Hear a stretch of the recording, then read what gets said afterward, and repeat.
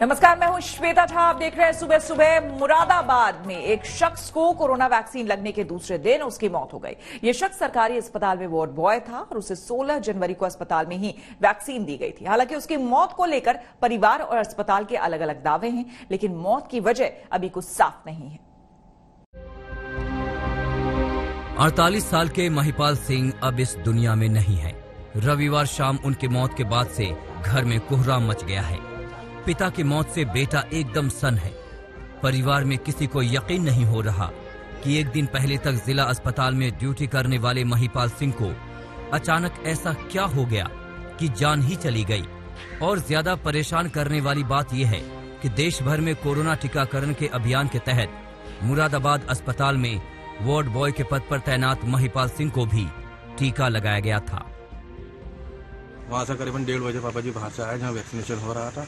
उनको मैं अपने साथ में बैठा कर घर लाया। पापा जी की सांस फूल रही थी और वो खांस रहे थे। थोड़ा सा निमोनिया था, खांसी जुकाम जो था नॉर्मली, लेकिन वहाँ से आने के बाद में इनको ज्यादा तकलीफ होने लगी। महिपाल सिंह को 16 जनवरी को टीका लगा था।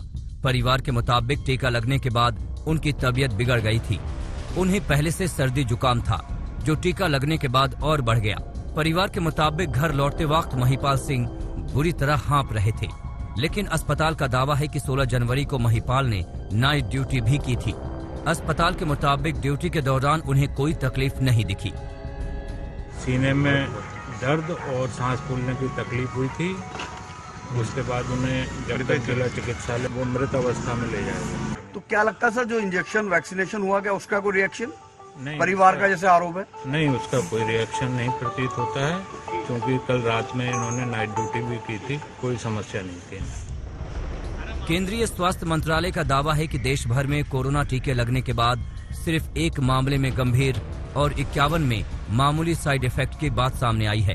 वैज्ञानिक और डॉक्टर भी बार बार देश को कोरोना वैक्सीन के पूरी तरह सुरक्षित होने का भरोसा दे रहे हैं, लेकिन पिता को खोने के बाद बेटे का शक वैक्सीन की तरफ ही जा रहा है। जी मेरा तो टीके की वजह से हुई। कि कौन सा टीका? ये जो कोरोना का लगा वैक्सीन, तो इसकी वजह से मृत्यु हुई है? जी हाँ। महिपाल सिंह की मौत की वजह क्या रही, इस पर पोस्टमार्टम रिपोर्ट ही रोशनी डाल सकती है। पोस्टमार्टम आज किया जाएगा। शरद गौतम, मुरादाबाद, आज तक। जिस टीकाकरण पर गर्व करना चाहिए, उसी टीकाकरण पर भारत में राजनीति हो रही है और इस राजनीति में अफवाह का भी अच्छा खासा रोल है। शायद यही वजह है कि जितना सोचा गया था पहले दिन उससे आधा टीकाकरण हुआ। अब इस कोरोना टीके पर मचा है सियासी तांडव।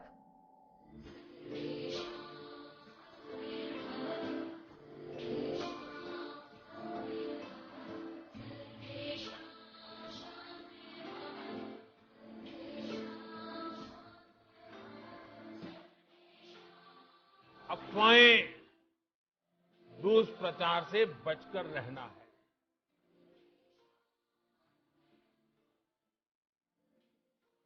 वैक्सीन के साथ लोगों को बहुत शंकाएं हैं, उनको दूर करें, अब आगे बढ़ें। वैक्सीन लगा के हम अपने लोगों की प्रोटेक्ट करें, जिनसे मोर्टेलिटी भी कम हो।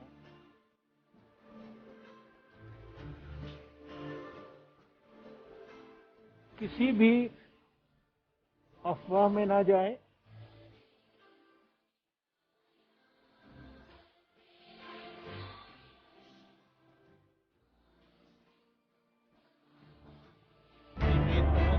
कहते रहे पीएम कि अफवाह पर ध्यान न दें। देशवासियों को किसी भी तरह के प्रोपेगेंडा, अफवाहें, दुष्प्रचार से बचकर रहना है। कहते रहे स्वास्थ्य मंत्री कि अफवाह न फैलने दें। किसी भी अफवाह में ना जाए। लेकिन अफवाह के पांव नहीं, पंख होते हैं। उड़ती है और उधेड़ती चली जाती है बेहतरी के रास्तों को। इस बार भी यही हुआ है। वो टीकाकरण जिसका पहला चरण ही ऐतिहासिक है, वो टीकाकरण जिस पर दुनिया की निगाहें हैं, वो टीकाकरण जिसने शंखनाद कर दिया है कि हम दुनिया के बेहतरीन वैज्ञानिकों वाले देश हैं, उसी टीकाकरण अभियान में अफवाह का असर हुआ है। देश में पहले दिन 3 लाख लोगों को टीका लगना था, लेकिन टीका लगा सिर्फ 1,91,000 लोगों को। महाराष्ट्र में 28,000 लोगों को टीका लगना था, लेकिन टीका लगा सिर्फ 18,328 लोगों को। हरियाणा में 7,533 लोगों को टीका लगना था, लेकिन लगा सिर्फ 5,589 लोगों को। पंजाब में 5,900 लोगों को टीका लगना था, लेकिन लगा सिर्फ 1,319 लोगों को। बंगाल में 18,000 लोगों को टीका लगना था, लेकिन लगा सिर्फ 9,730 लोगों को। दुनिया का सबसे तो बड़ा समझिए कि प्रधानमंत्री ने कहा कि वैक्सीन सुरक्षित है, इस पर भरोसा है। स्वास्थ्य मंत्री ने कहा कि वैक्सीन सुरक्षित है, इस पर भरोसा है। देश के बड़े डॉक्टरों ने कहा कि वैक्सीन सुरक्षित है, इस पर भरोसा है। नीति आयोग के सदस्य ने कहा कि वैक्सीन सुरक्षित है, इस पर भरोसा है। लेकिन विपक्ष को इस पर भरोसा नहीं है। अव्वल विपक्ष के मुताबिक अगर देश के मुखिया वैक्सीन का पहला टीका लगाते तो देश भरोसा करता। अगर देश के प्रधानमंत्री या दुनिया में मुख्तलिफ देशों के राष्ट्रपति, प्रधानमंत्री और केंद्रीय मंत्री और केंद्रीय स्वास्थ्य मंत्री पहला कोरोना का टीका लगाते हैं, कोरोना वैक्सीन लगवाते हैं, तो इससे पूरे देश में या देश के नागरिकों में एक विश्वास पैदा होता है। बात तो आपने ठीक कही, लेकिन आपने शायद प्रधानमंत्री नरेंद्र मोदी को सुना नहीं या सुनना चाहा नहीं। चलिए कोई बात नहीं, तब नहीं सुनी तो अब सुन लीजिए। हर राज्य, हर केंद्र शासित प्रदेश को ये सुनिश्चित करना होगा कि अफवाहों पर, वैक्सीन से जुड़े अपप्रचार को कोई हवा न मिले। इप्स और बट्स से बात नहीं होनी चाहिए। देश और दुनिया के अनेक स्वार्थी तत्व हमारे इस अभियान में रुकावट डालने की कोशिश कर सकते हैं। और सुनने के बाद ये तस्वीरें भी देख लीजिए। एम्स के निदेशक डॉक्टर रणदीप गुलेरिया टीका लगवा रहे हैं। नीति आयोग के सदस्य डॉक्टर वीके पॉल टीका लगवा रहे हैं।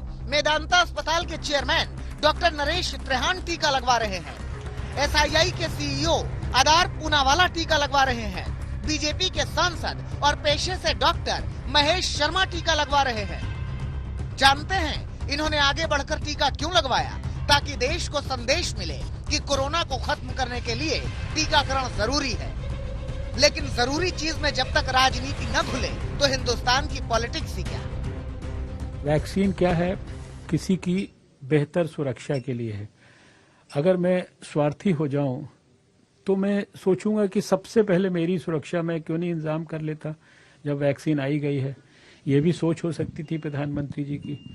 अब जहां तक राजनीतिक सोच और राजनीतिक सोच से प्रेरित जो राजनीतिक बयान है, इनके बारे में कमेंट करना ना तो मैं जरूरी समझता, ना ही ये उचित है। तो केंद्रीय स्वास्थ्य मंत्री भले ही विपक्ष के इन सवालों को तवज्जो न देते हों, लेकिन रक्षा मंत्री ने इनका करारा जवाब दिया। हम लोगों ने कहा पहले कोरोना वॉरियर्स यानी जो डॉक्टर्स हैं और मेडिकल फ्रेटर्निटी है, पहले उनको लगना चाहिए, क्योंकि कोरोना पेशेंट्स के साथ यदि किसी को जूझना पड़ता है तो उन्हें ही जूझना पड़ता है। उनके लिए पहले प्रिकॉशन आवश्यक है। सर प्रिकॉशन नहीं, उस पर सवाल खड़े कर रहे हैं। सवाल बेबुनियाद निराधार ऐसे सवाल। इधर कांग्रेस और बीजेपी के बीच घमासान मचा है, तो दूसरी ओर वैक्सीन को बीजेपी की वैक्सीन कहने वाले अखिलेश यादव ने अब नया सवाल छेड़ा है। अखिलेश ने सरकार से पूछा है कि गरीबों को वैक्सीन कब तक मिलेगी और गरीबों को वैक्सीन फ्री में मिलेगी कि नहीं। सवाल ये है कि गरीबों तक कब पहुंचा देंगे और गरीबों को फ्री देंगे कि नहीं देंगे। अखिलेश यादव को उत्तर प्रदेश के ही डिप्टी सीएम केशव प्रसाद मौर्य ने जवाब दिया। राष्ट्रीय अध्यक्ष हैं, उत्तर प्रदेश जैसे देश के सबसे बड़े प्रदेश के मुख्यमंत्री की कुर्सी पर 5 वर्ष तक रहे हैं। वह जब ऐसी हल्की बातें करते हैं तो मुझे लगता है कि उनकी तुलना श्री राहुल गांधी जी से होने लगी। वैक्सीन पर वार पलटवार और सियासत जोरदार है, लेकिन टीकाकरण पर होने वाली यह सियासत देश का स्वास्थ्य बिगाड़ देने वाली है। आज तक ब्यूरो। दिल्ली की सियासत तो और भयानक है। यहां जितने लोगों को टीका लगना था उससे आधे लोगों को ही टीका लग सका। कांग्रेस ने बीजेपी पर संदिग्ध आरोप लगाए और बीजेपी ने आरोप लगाया कि सब केजरीवाल सरकार की कारस्तानी है, क्योंकि केजरीवाल सरकार ने एमसीडी के अस्पतालों में टीकाकरण केंद्र ही नहीं बनाया।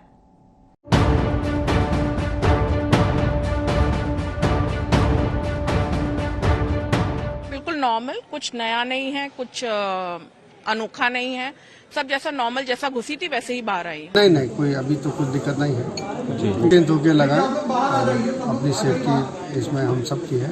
आज वैक्सीन लग गई तो मतलब हम लोगों को भरोसा हो गया कि अब कोरोना जैसी बीमारी नहीं आएगी। जिन्होंने कोरोना का पहला टीका लगाया उन्होंने बताया कि उन्हें वैक्सीन लगवाने के बाद कोई दिक्कत नहीं हुई, लेकिन दिल्ली में दिक्कत हो गई और थोड़ी मोड़ी नहीं, बहुत ज्यादा दिक्कत हो गई। समझिए इसे, दिल्ली में 8,100 लोगों को टीका लगना था, लेकिन टीका लगा सिर्फ 4,319 लोगों को। दिल्ली में 50% ही टीकाकरण होने से वैक्सीनेशन पर राजनीति गर्मा गई। सबसे पहले कांग्रेस ने ही सवाल किया कि जब केंद्र में बीजेपी है, दिल्ली में तीनों निगमों पर बीजेपी का कब्जा है, तो फिर दिल्ली में वैक्सीनेशन कम क्यों हुआ? दिल्ली के अंदर भारतीय जनता पार्टी की सरकार है और दिल्ली में निगम भी तीनों भारतीय जनता पार्टी के साथ है। और दिल्ली के अंदर अरविंद केजरीवाल जी हैं जो पिछले कई हफ्तों से बड़े बड़े प्रचार वैक्सीनेशन ड्राइव को लेकर कर रहे हैं। जो मेरी जानकारी है कि दिल्ली में 8100 लोगों ने अपने आप को रजिस्टर करा था और मात्र 3700 लोगों ने वैक्सीनेशन लगाई। तो पहला सवाल तो ये उठता है कि दिल्ली के अंदर खुद जहां सारे भारतीय जनता पार्टी के बड़े बड़े नेता बैठे हैं, उनकी सरकार है, 3 मेयर हैं, उसके बाद भी 50% से कम टीका दिल्ली में क्यों लगा? कांग्रेस बीजेपी पर निशाना साध रही है, लेकिन बीजेपी इसके लिए आम आदमी पार्टी की सरकार को जिम्मेदार बता रही है। सरकार के मुख्यमंत्री जो काम नहीं करते उसका प्रचार करते हैं, बड़े बड़े विज्ञापन देते हैं। टीकाकरण का विज्ञापन और प्रचार क्यों नहीं किया भाई? क्या दिक्कत थी? टीकाकरण के क्या दिल्ली के लोगों के लिए आवश्यक नहीं है? टीकाकरण राजनीति करनी, अपनी दलगत राजनीति के लिए लोगों की जान को खतरे में डाल रहे हो, भ्रम पैदा कर रहे हो। इस पे ट्वीट किया उन्होंने टीकाकरण के लिए आइए, फोटो खिंचवाने पहुंच गए अस्पताल में। उन्होंने कहा सब लोगों के आइए टीका लगवाइए। उन्होंने कहा किसी को समय पर पहुंचिए। आपने को मुझे एक विज्ञापन दिखाइए, एक प्रचार दिखाइए। कोरोना काल में 543 करोड़ रुपए का प्रचार पे पैसा मैं खर्च कर दिया, इसमें 500 रुपए खर्च नहीं करे तुमने यार। वैक्सीनेशन कम होने पर छिड़ी इस महाभारत में एक और एंगल आया, समझिए इसे भी। दिल्ली में 81 वैक्सीनेशन साइट बनाई गई, लेकिन इनमें एमसीडी के अस्पतालों को शामिल ही नहीं किया गया। यहाँ ये बताना जरूरी है कि एमसीडी पर बीजेपी का कब्जा है और एमसीडी के अस्पतालों में वैक्सीन का ड्राई रन भी किया गया था। बावजूद इसके जब टीकाकरण की बारी आई तो दिल्ली सरकार ने एमसीडी के अस्पतालों में वैक्सीनेशन की कोई साइट बनाई ही नहीं। अब नॉर्थ एमसीडी के मेयर आरोप लगा रहे हैं कि दिल्ली सरकार ने जानबूझकर एमसीडी के अस्पतालों को नजरअंदाज किया, जिसकी वजह से टीकाकरण कम हुआ। सरकार ने टीकाकरण के अभियान में भी नगर निगम के साथ बहुत बड़ी राजनीति कर दी है। जहां कोविड काल में नगर निगम ने दिल्ली सरकार का सहयोग करके हर काम को आगे बढ़ के किया, चाहे सफाई का काम था, चाहे बायोमेडिकल वेस्ट था, चाहे डीएम के साथ मिलकर के काम करना था, चाहे हमारे जो कोविड केयर सेंटर थे उनकी देखभाल थी, उनको दवाइयां पहुंचाने की बात थी। हर काम हमारे अस्पतालों ने, हमारे कर्मचारियों ने, हमारे टीचर्स ने, हमारे डीवीसी कर्मचारी ने बढ़ चढ़ करके किया। लेकिन दिल्ली सरकार ने बहुत ही चालाकी से हमारे जिन केंद्रों पर टीकाकरण होना था उनको उससे बाहर कर दिया। हालात चाहे जो रहे, लेकिन इतना जरूर है कि देश की राजधानी में ही अगर वैक्सीनेशन का आंकड़ा घटेगा और वैक्सीनेशन पर राजनीति बढ़ेगी तो ये कोरोना को जड़ से खत्म करने में बाधक ही बनेगी। इस बाधा के खिलाफ ही शंखनाद करने की आवश्यकता है। राम किंकर सिंह के साथ पंकज जैन, दिल्ली, आज तक। कोरोना वैक्सीनेशन पर दिल्ली की पॉलिटिक्स आपको समझ में आ गई होगी, मगर पश्चिम बंगाल में वैक्सीनेशन पर जो पॉलिटिक्स हो रही है वो अपने आप में गजब है। यहां एक तरफ तो ममता बनर्जी पूरे सूबे को भरोसा दे रही है कि वो खुद पूरे राज्य को फ्री वैक्सीन दिलाएंगे, मगर उन्हीं की पार्टी के 2 विधायकों ने जबरदस्ती टीका लगवा लिया। बीजेपी इसे टीके की लूट बता रही है।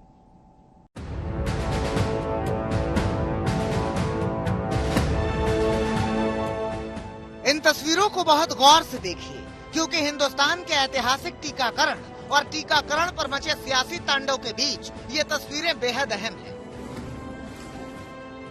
देखिए, वर्तमान में यहाँ टीकाकरण चल रहा है, लेकिन हैरानी की बात यह है कि टीका लगवा रहे शख्स भाटार विधानसभा सीट से टीएमसी के विधायक सुभाष मंडल हैं।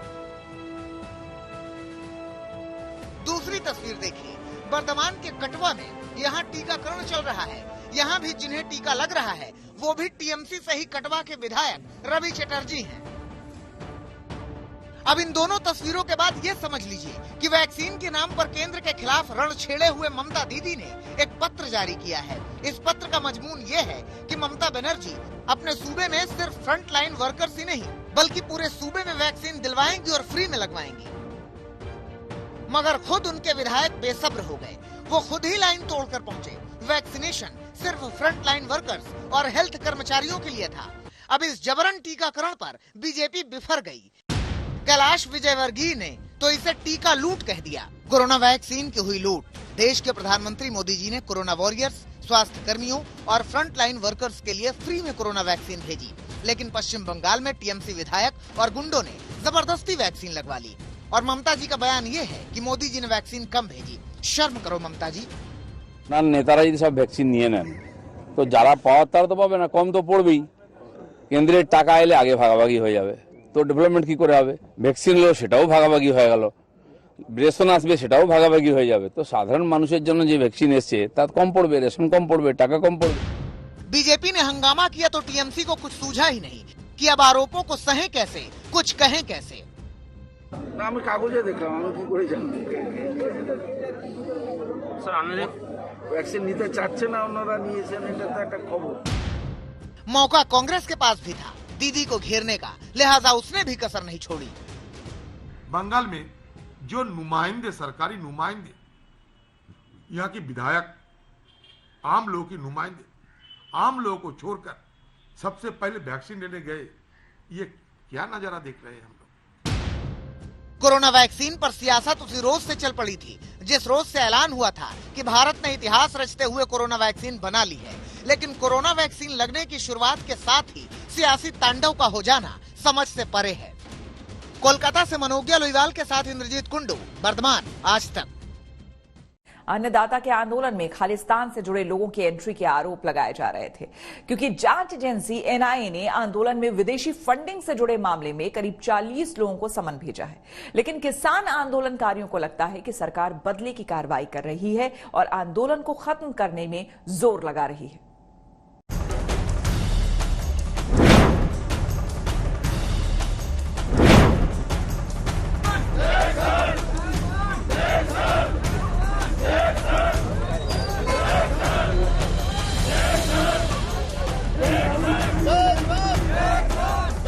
पिछले करीब 2 महीने से दिल्ली की सर्द रातों से लड़ते हुए सैकड़ों किसान अपने आंदोलन की आग को जलाए बैठे हैं। मांग तीनों कृषि कानून को रद्द करने और एमएसपी को कानूनी दर्जा देने की है।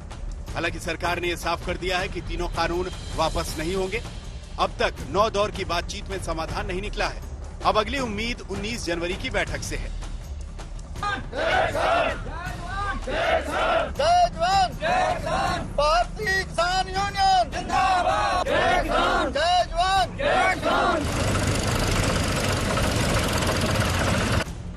लेकिन आंदोलनकारी किसानों और सरकार के घमासान के बीच एक नया विवाद जन्म ले चुका है, क्योंकि देश की जांच एजेंसी एनआईए ने किसान आंदोलन पर विदेशी फंडिंग का आरोप लगाते हुए करीब 40 लोगों को पूछताछ के लिए समन भेजा है, जिनमें कई बड़े किसान नेता भी हैं। एनआईए के इस एक्शन पर पहले से ही सरकार से सुलगे आंदोलनकारी किसान और भड़क गए, खासकर वो जिन्हें समन मिला है। नोटिस भेजन का कारण सरकार जिस तरह के अखलाकी हार जड़ी आ वो मनन नूं भी तैयार नहीं। इसमें लंगर लगाएगा, उसको एनआईए के नोटिस। जो ट्रांसपोर्ट गाड़ी से यहाँ किसानों को लेके आएगा, छोड़ के जाएगा, उसको एनआईए के नोटिस। जो किसान इसमें थोड़ी सी सरकार को सख्त भाषा में बोलते हैं, उनको एनआईए का नोटिस। तो सरकार इतनी कमजोर, दुर्बल कब से हो गई? दरअसल पूरा मामला क्या है हम आपको समझाते हैं। एनआईए के आरोपों के मुताबिक खालिस्तानी आतंकी संगठन एसएफजे यानी सिख फॉर जस्टिस कई देशों में किसान आंदोलन के समर्थन के नाम पर हंगामा कर रहा था। उसकी साजिश में बब्बर खालसा इंटरनेशनल, खालिस्तान जिंदाबाद फोर्स, खालिस्तान टाइगर फोर्स भी शामिल है। खालिस्तानी संगठन देश के कई एनजीओ को फंडिंग भी कर रहे थे। खुफिया एजेंसी के मुताबिक एसएफजे शंभू बॉर्डर के आसपास के लोगों को खालिस्तानी झंडा लेकर प्रदर्शन में शामिल होने के लिए उकसा रहा था। सिख फॉर जस्टिस वही संगठन है जिसने 26 जनवरी को लाल किले पर खालिस्तानी झंडा फहराने का ऐलान किया था। ऐसा करने वाले को 2.5 लाख अमेरिकी डॉलर इनाम देने की घोषणा की थी। सिख फॉर जस्टिस और दूसरे खालिस्तानी संगठनों को लेकर 12 दिसंबर को ही गृह मंत्रालय की बैठक हुई थी, जिसके बाद 15 दिसंबर को गृह मंत्रालय ने जांच का आदेश जारी कर दिया। हालांकि देर से किसान आंदोलन के नाम पर सक्रिय हुई कांग्रेस ने जांच एजेंसियों को केंद्र की कठपुतली कहा है। कांग्रेस ने एनआईए, इनकम टैक्स और ईडी को सरकार का संस्थान कहा है। इस देश में 6 साल से मोदी जी की सरकार है और गृह मंत्री तो अमित शाह जी हैं, वो तो बड़े बड़े कारनामों के लिए मशहूर हैं। तो 6 सालों से उन खालिस्तानियों को आपने पकड़ा क्यों नहीं? आज जब किसानों ने इन 3 काले कानूनों का विरोध दर्ज किया तो आज ही आपको याद आई। आप 6 साल से यानी 72 महीने से सोए पड़े रहे। तो क्या राष्ट्रीय सुरक्षा को लेकर आपका केवल यही तौर तरीका है? किसान नेताओं को एनआईए के समन पर आंदोलनकारी किसान संगठनों ने अलग से आपसी बैठक की है और तय किया है कि 10वें दौर की बैठक में सरकार से इस पर भी बातचीत होगी। किसान आंदोलन को लेकर आज अहम दिन है। किसानों ने 26 जनवरी यानी कि गणतंत्र दिवस पर अपनी ट्रैक्टर परेड निकालने का ऐलान किया है। इसी मसले पर आज सुप्रीम कोर्ट फैसला दे सकता है। हालांकि सुनवाई से पहले किसानों के तेवर थोड़े नर्म जरूर दिखे।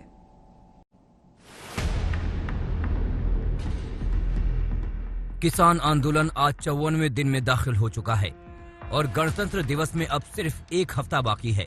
कानून वापसी की मांग कर रहे किसान केंद्र पर दबाव बनाने के लिए गणतंत्र दिवस पर ट्रैक्टर परेड निकालने पर अड़े हैं और आज इसी मुद्दे पर सुप्रीम कोर्ट में सुनवाई होनी है।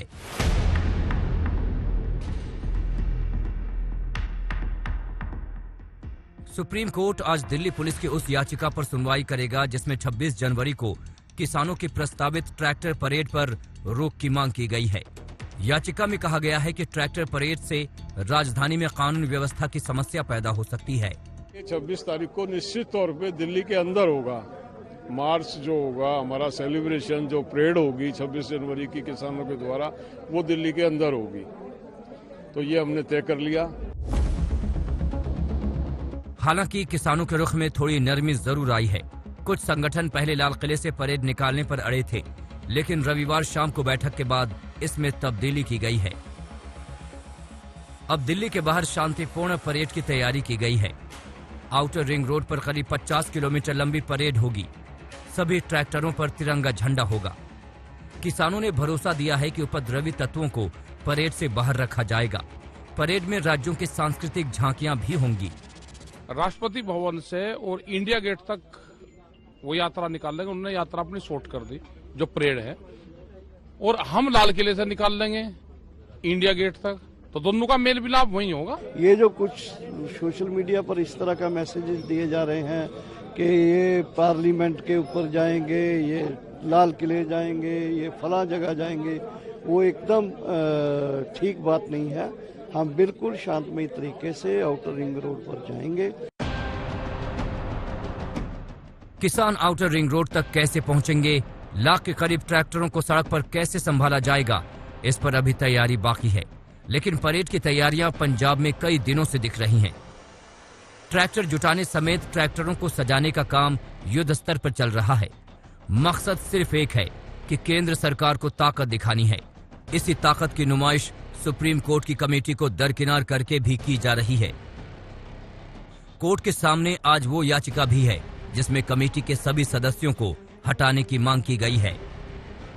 और ये सरकार ने भी मान लिया। जब अभी 15 तारीख को हम गए थे, जब उनसे बातचीत हुई, भारत सरकार के उन्हीं मंत्रियों ने ये कहा कि अब इसका समाधान सरकार और किसान बैठकर करेंगे और हम कोर्ट को अपना वो दे देंगे। कोर्ट में हमारा सवाल था ही नहीं, कोर्ट में हम गए नहीं। 26 जनवरी से पहले किसानों का आंदोलन और भी तेज होने वाला है। 23, 24 और 25 जनवरी को देश भर में राजभवनों तक ट्रैक्टर मार्च की तैयारी भी है। लेकिन 26 जनवरी को क्या होगा, ये आज कोर्ट के फैसले और इसे लेकर किसानों के रुख पर टिका है। दिल्ली से राम किंकर सिंह और अशोक सिंघल के साथ आज तक ब्यूरो।